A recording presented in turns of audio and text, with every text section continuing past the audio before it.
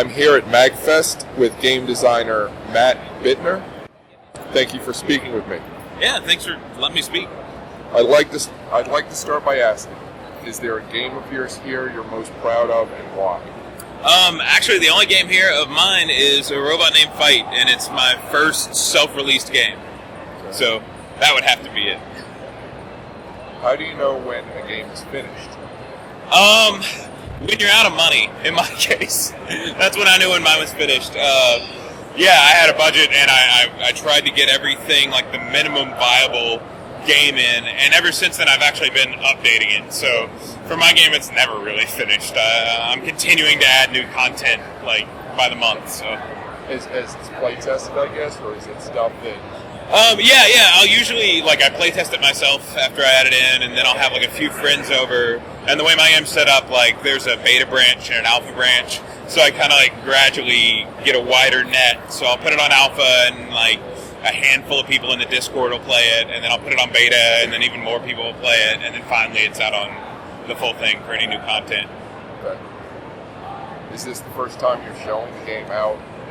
Something this big? I did one more, one other con before this called YomaCon in Detroit, and it was really cool. But it wasn't quite as big as MagFest. So yeah, this is our first really big con. So what inspires you? What inspires me?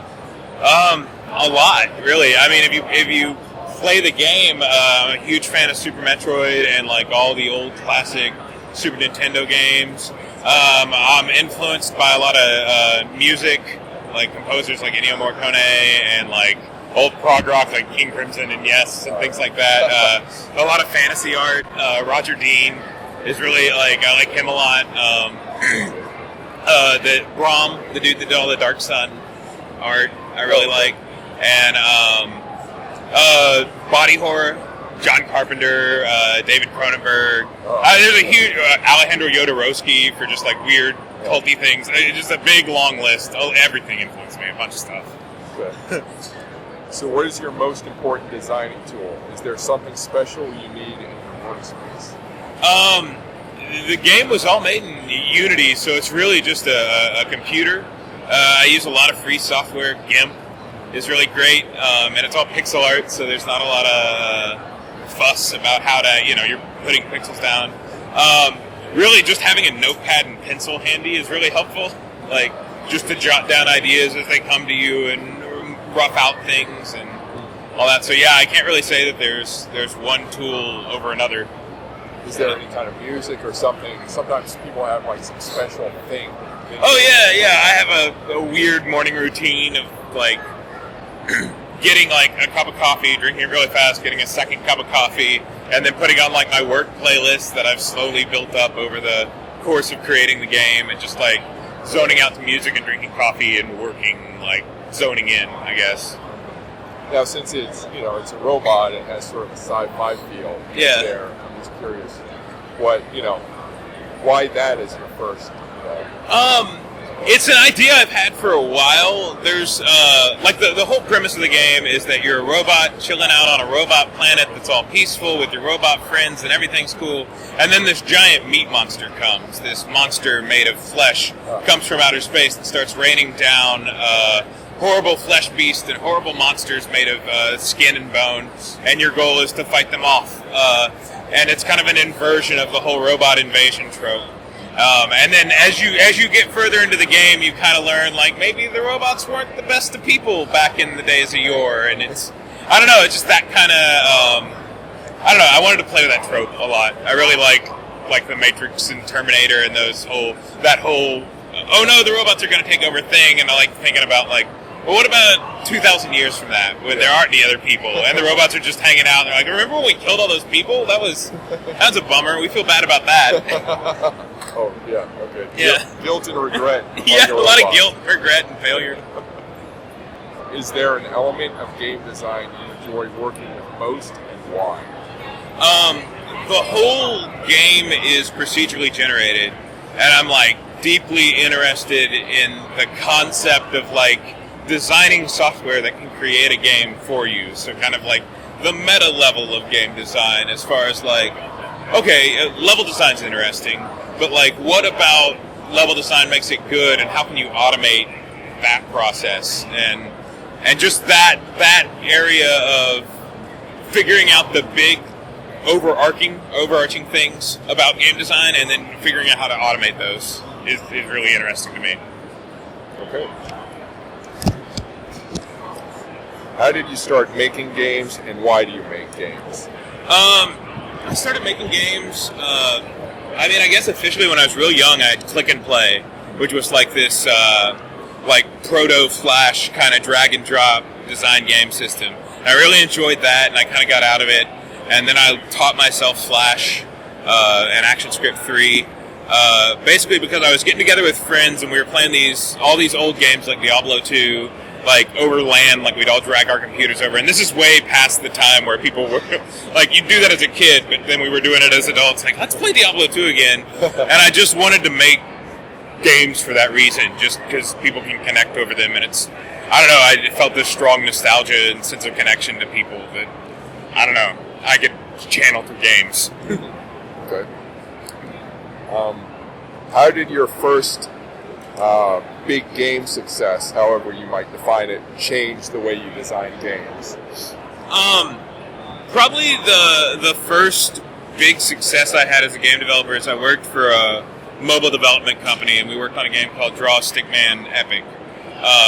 And just learning through that whole process, I started approaching games much more. I had a plan. I didn't just wing it. Like, project management became super important. Time management, research, like all the business side of it and the like human side of it became a lot more important to me. And it just kind of taught me to like pace myself and cut things, and don't look at things like don't go out of scope, don't feature creep, those kind of things. I guess were the biggest lesson learned. Okay. What role do games or the game designer have in society? That is a really interesting question.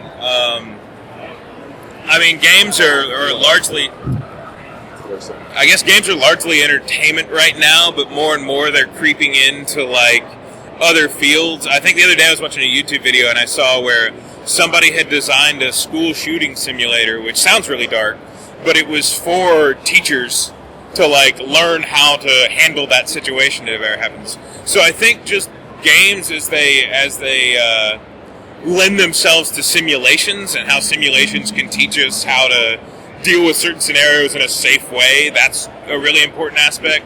I think like all the 3D technology that we develop for games and things like that are helping with like 3D printing organs and weird alternative ways to utilize that technology. So I think it's going to creep into everything, like just the way we approach game making and interactivity. I think more and more is going to bleed into every aspect of society in a way. Right. Yeah, I agree. I've seen that too.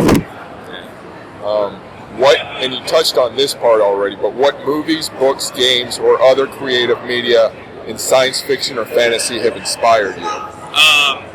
Super Metroid's probably a huge one, and it was, of course, famously inspired by Alien and the whole Alien series. I play a ton of D&D, and I'm a big fan of the Dark Sun campaign setting, so post-apocalyptic stuff, Mad Max. I really like Necromundo, which is a Games Workshop game set in the Warhammer universe, but it's this weird Hive City thing.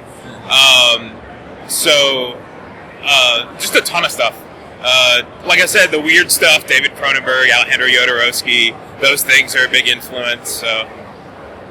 Now, do you play or do you run campaigns? I try to do both, but usually I end up running them. Okay. I'm kind of the default DM.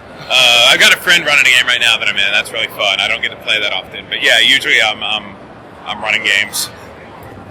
All right. Is there a game you want to create and haven't done so yet, and what is it? Oh, there's a handful of games that I want to create and haven't done so yet. I've had ideas for a mobile game that's kind of like a mobile game version of Videodrome almost, where it's this insidious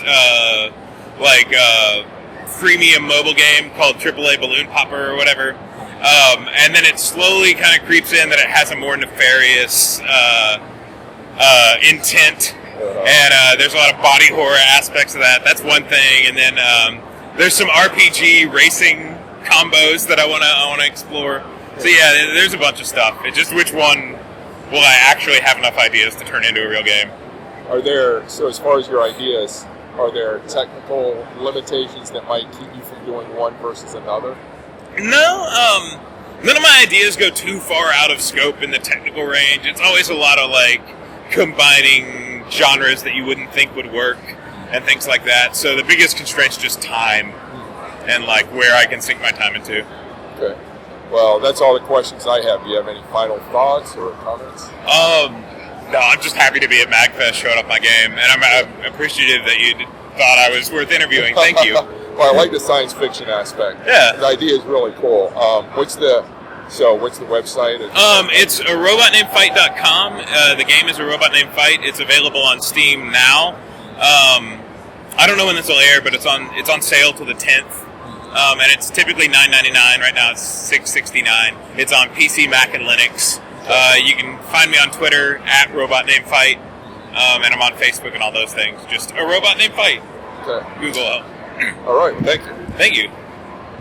Please visit chrisalvarez.com for more cool stuff. That's CRISALVAREZ.com. Thanks for listening, and keep imagining the future.